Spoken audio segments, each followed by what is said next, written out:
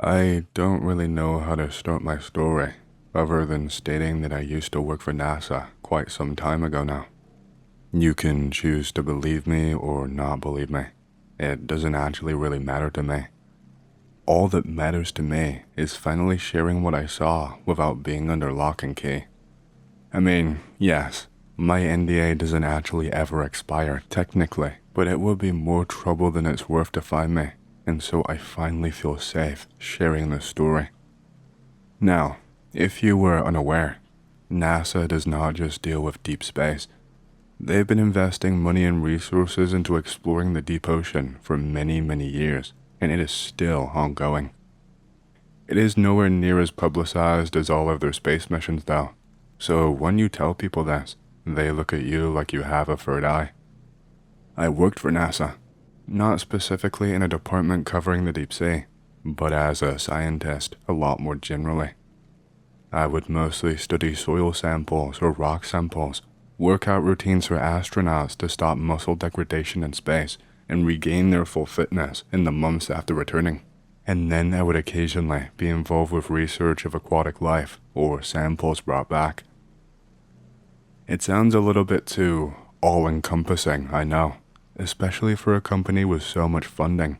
But the problem is that the tasks that I was put on to deal with, most of them were things that no one else was allowed to see, that were never supposed to leave the building. I would say top secret, but I suppose that phrase has some weird connotations now. It was not just me. There was basically a trusted team, and we were pulled from all kinds of departments. All of us had been working in our respective fields for years and had more experience than most of the other staff combined.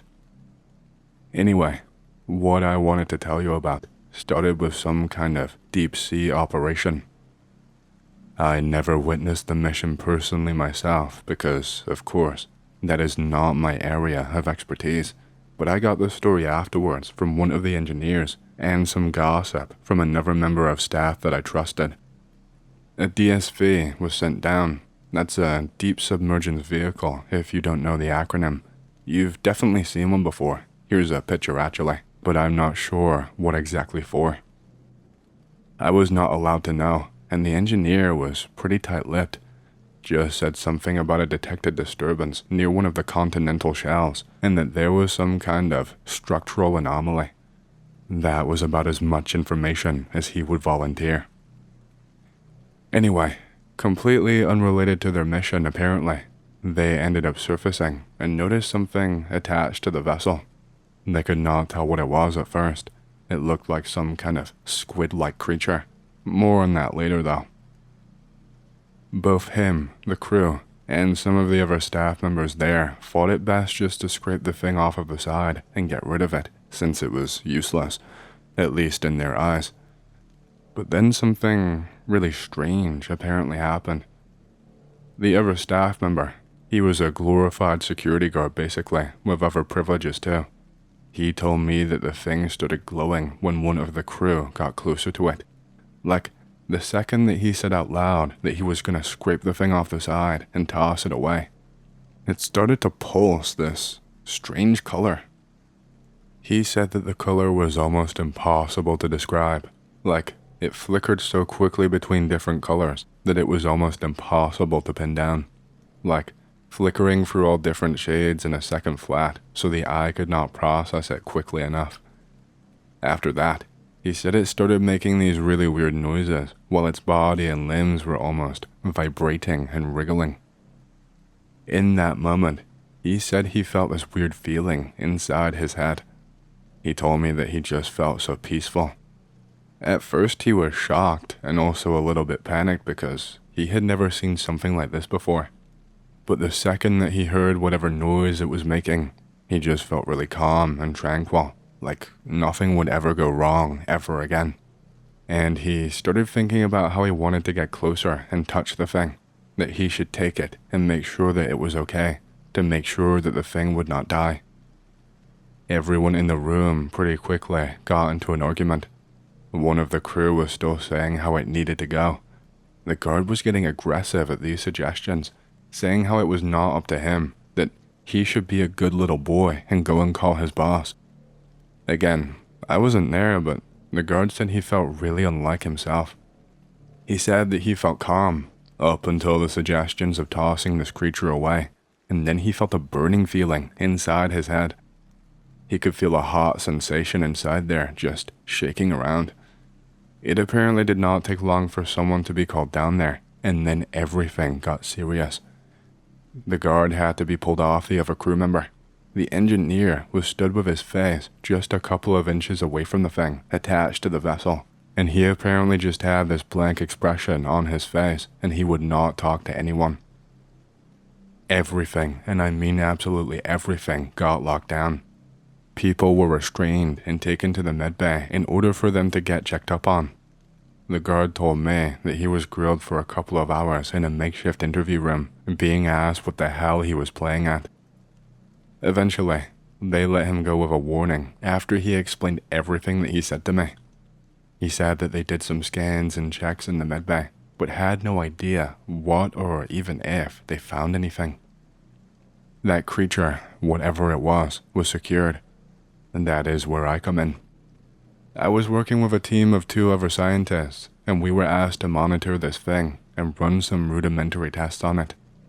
We were supposed to observe how it reacted to different stimuli, what kind of food it would eat, etc. And finally, they wanted us to cut this thing open and work out what made it tick. We had a supervisor that hung around us like a bad smell, but would sometimes drop out of the room and come back a few hours later. We had to make detailed reports and notes and take pictures and stuff too, while everything was in progress. Of course, I do not have access to any of these materials anymore. The thing was being kept in this special sort of tank that had a lot more vertical space than horizontal.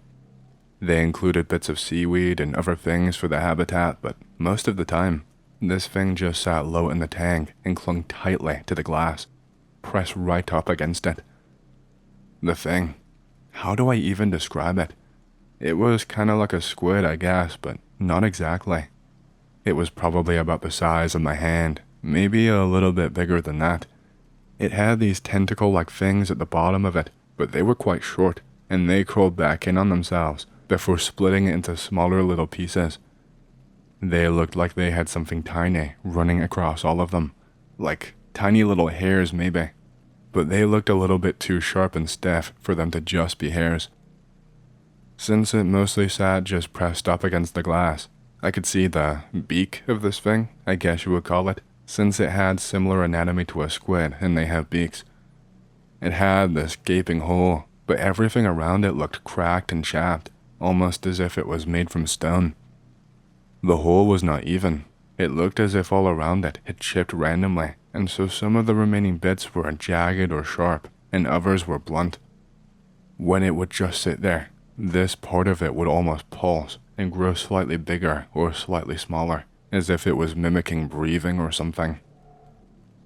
The thing was a pale, almost translucent sort of color. I was not seeing any kind of glowing or changing of colors like people had told me. Maybe it was just a trick of the light for them. Anyway, aside from having quite a bulbous head, there was only really one other thing that stood out to me about this creature. In the middle of the top of the head, there was just a hole in it where I could only see pure blackness. It was decently sized in comparison with the rest of its body. The team speculated at length, trying to figure out if it was actually part of this thing or just a wound. We could not find any signs of trauma or damage when we examined the thing. We observed the thing at length, and I did not feel strange like the guard said he did. We tried all sorts of tests that would take much too long to explain all of them. We tried messing with different sources of lights, and it just sat there doing the exact same thing, almost like it was dormant. We tried giving it food, seeing how it fed, but even when we dumped a load of plankton in there for it to eat, it just never bothered. The plankton mostly just orbited around this thing. See, plankton cannot swim, they just drift in the ocean, but it was almost like they were being pulled towards this thing, like some kind of magnetic pull. I was not awake when this happened, so I did not witness it myself, but one of the others on the team, I will call him Roger, he told us he saw it feed. He said he saw the thing detach from the glass and just float on the spot. Then he said the thing actually grew in size, that it expanded itself to be around twice the size, which sounded impossible to me. Things can't just do that, it's physically impossible. He said that he was in awe just watching the thing, and then he said he saw it glowing and pulsing. He said he could hear the same noise that we were told about before.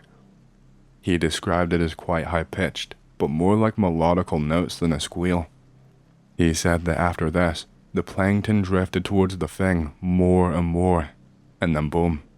In one quick second, he said the thing darted and got all of them in one fell swoop. And then it apparently shrunk back down and attached itself back to the glass. I honestly thought he was just pulling my leg, but he was being deadly serious. It really did seem like some kind of a massive elaborate prank though. I had not seen any of the things that people had described to me. Then finally came the final thing that we were supposed to do. Our superiors wanted us to remove the thing from the tank and dissect it. It was not a spur-of-the-moment thing. We had long meetings and discussions, sharing our findings and talking about them, talking about the very next steps in our research. We were all pretty hesitant at first, but after a couple of weeks of talks, we were all at least in agreement that we would carry it out, that we would give it a try. This is where things started to go very, very wrong. The thing was just sitting pressed up to the glass, just like it always was, and Roger approached the tank. He told us that he would remove the thing, that he did not mind. He got right up to the tank, and the other scientist and I will call him Fred, we were just at the table waiting for him to come back. But he continued to just stand there, right at the tank, just staring for a while. I called out to Roger and asked him if he was okay, but he never responded to me. He didn't even turn back around when I called out his name. So I got close, and I tapped him on the shoulder and tried to move him, but he wouldn't. And he felt so strong too. He suddenly felt like he was a stone statue glued into place, when this guy, he's built more like a twig. I was like, hey, dude, come on. I know it's not easy, but we agreed to do it. We agreed to dissect this And then my sentence just trailed off, without me even trying to. It was just an automatic thing. I suddenly felt this feeling inside my head, this burning feeling, this heavy pressure. I was finding it difficult to even formulate a thought in my brain. I did not know what was going on, because it all happened so suddenly. Roger stepped away from the tank, and I could see him. His face looked completely blank, and he just walked back towards the table without saying a word. That creature in the tank, it was doing it now. It was glowing and pulsing, and I could finally hear that sound. The guard was right. I felt so peaceful, but at the same time, there was another feeling inside my head. I felt frightened. I don't know how, but I managed to steel myself and grab this thing out of the tank anyway. And when I did, it was like Roger snapped out of it for just a second, and he just started shouting and screaming. He was screaming, "Get rid of it, please, get rid of it. What the fuck, get that thing out of here." But once I finally got hold of the thing and turned around, he was back to that blank expression and just staring off into space. Once I had taken this thing out, it had wrapped around my hand and was gripping me pretty tightly. It was still pulsing and making that sound. The way it was gripping me, it wasn't enough to cut off circulation, but it was definitely enough that you knew it was glued on tight. The sound it made, it was at a normal volume when it made it, but I kept hearing it afterwards, again, almost echoing inside my head, and it was becoming louder and louder to the point that it hurt to hear it, and it was driving me crazy. Fred had started arguing with me now too, and I was not in the mood for it, saying that we were the scientists, that we had the degrees, that our opinion was more important than the stupid higher-ups who had not worked a day in their lives. He had the scalpel in his hands, and he was brandishing it back and forth as he talked. I managed to finally get over to the table, but my entire arm was going numb, but still had this burning feeling rushing up it at the same time. I kept feeling these little pricks occasionally on different parts of my arm, and I could see a little trickle of blood leaking out from underneath this thing. I put my hand down onto the table and was trying to pry this thing off, but it was like it was super glued on. I was squeezing it and yanking it, and when I did, that sound echoed even louder inside my head. Everything just happened all at once. Roger rushed towards me, and he started gripping me by my neck, telling me to stop. He told me I was hurting it. He told me I was hurting him. He told me he could feel it. He told me word for word. I can feel my stomach about to burst. I was telling him to get the fuck off of me, but he wouldn't. I was begging Fred to cut this thing off of me, or at least toss me the scalpel, but he just kept on swinging it around and warning me that he would do what he had to do to save another living being. They had both lost their damn minds. This creature, I don't know how. I didn't see it happen because I was so distracted, but it had enlarged itself somehow. Whereas before, it was a little bit bigger than my hand, it was now taking up almost my entire arm. I was in agony at this point. It hurt so much. The only thing I could even think inside of my head anymore was, I want all of this to stop. Please, just make it stop. I started hitting the thing with my free hand, smacking it, squeezing it to try and free myself from its grip. Roger let go of me. He was screaming just as much as me. I noticed that he was on the floor, rolling around, basically writhing in agony. He was screaming like someone had just set him on fire. I just kept on going and going and going, and it took me a few minutes to even realize that Fred was screaming now too. Only, he was screaming my name, screaming for me to stop or else he would hurt himself. He kept screaming at me to look at him, and when I did, he was holding the scalpel up to his own throat. He had it pressed tightly to his skin. I barely even had the energy to ask him what the fuck he was doing. He just kept on shouting, "You don't understand," again and again. "You don't understand, you don't understand," and then finally, "Leave it alone, leave it or I'll do it." I could not think straight at all. I did not want Fred to hurt himself. All I still wanted was for all of it to stop. I ended up instinctively shouting, "Okay, I'll put the fucking thing back. Don't hurt yourself." And just like that, the both of them just stopped screaming. Roger was not rolling around on the ground anymore. He just got up and stood to his feet and stared at me with that same blank stare. Fred still had the scalpel pressed against his skin. His hand was trembling. But I could actually think again, clearly for once. My arm still burned, but it was not as unbearable as it was before. I dumped this horrible thing back into the tank. It didn't even try and put up a fight. It just detached itself once it got near the water. I saw it very slowly shrink in size over the course of the next few minutes, and then it just went back into its dormant state, attached to the glass at the bottom of the tank. Before it shrunk back down, I noticed something about the thing. I noticed it before too, but in the insanity of it all, it was hard to just pay attention. I noticed that the hole in its head, the black one that I mentioned earlier, because it had expanded so much, there was a little bit more light reaching into the hole. Whatever was in there was closer to the surface, I guess, because I guess that hole expanded too. But deep inside that hole, I could be wrong because it was so faint, but there was some kind of eyeball near the bottom of it, recessed deep into this hole and attached to the skin. It was like the eye of a smaller fish, except all white around the pupil, and it was just one of them, not two. A lot happened after that, and it's maybe a bit too long to go into. Roger and Fred were really dazed for a long while. They barely even knew where they were or what was even going on. I sent them over to medical, and I ended up having to sit down and chat. It was a long chat. Those two were eventually interviewed too. Long story short, I tried to tell them.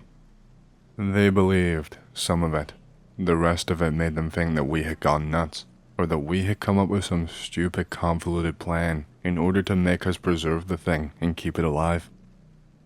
It was not long before we were taken off of the project and other people took over. I only worked on one more project after that. I guess that incident shattered any trust that they had in me. I never did get to talk to Fred and Roger much after it all happened. They were pretty weird for quite a while.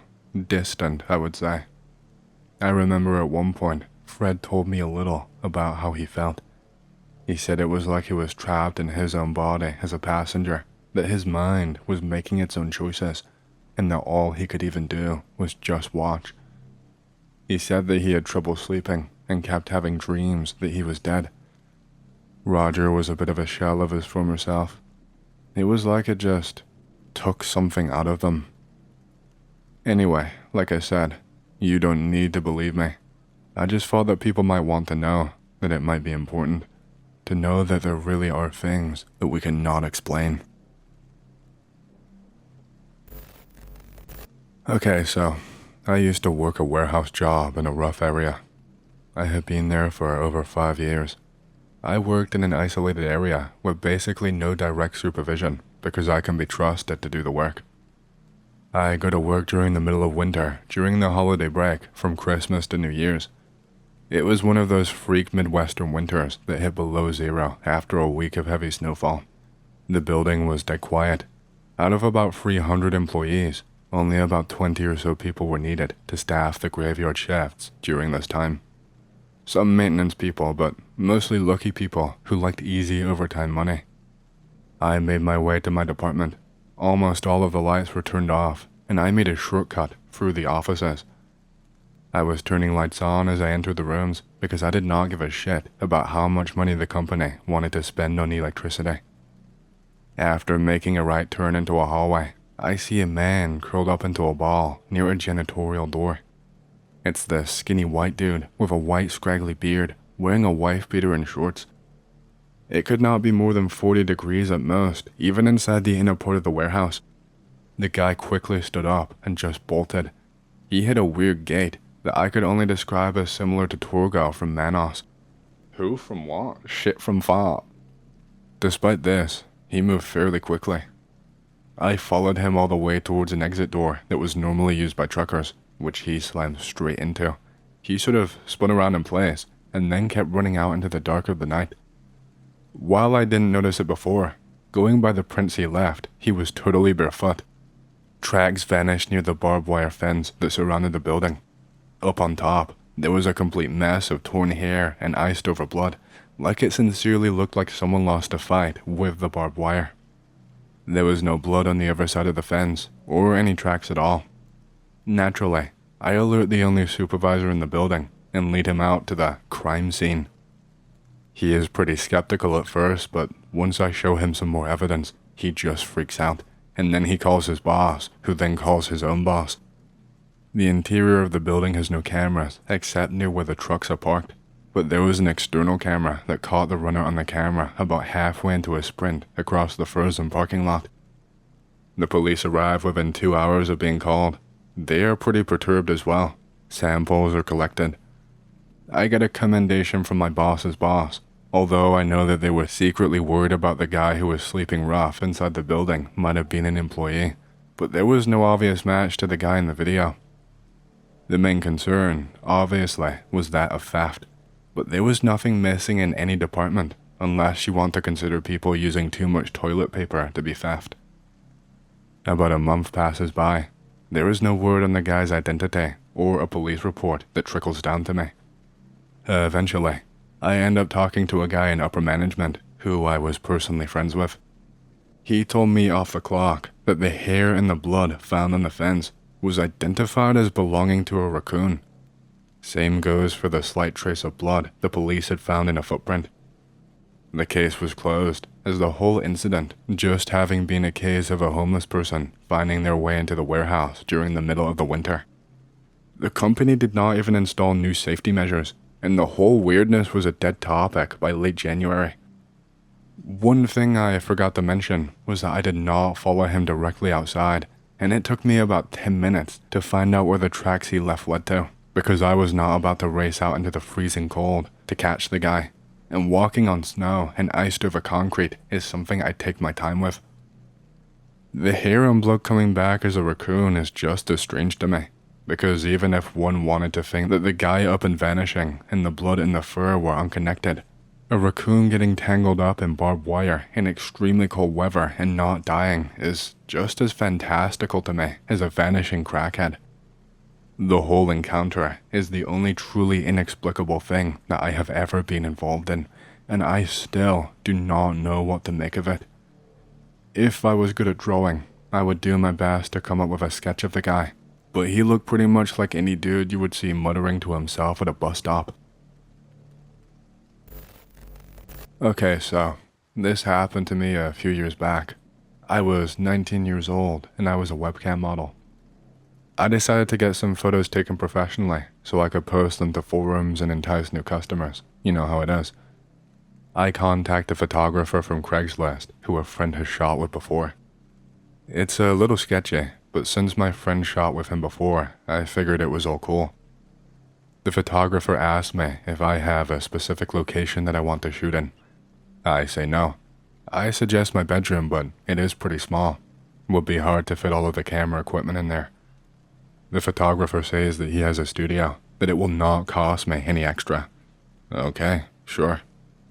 I go to the photographer's studio address. It turns out to be a community center. It's this old yellow aluminum building with no windows at all. He meets me in the parking lot. There do not seem to be many people around.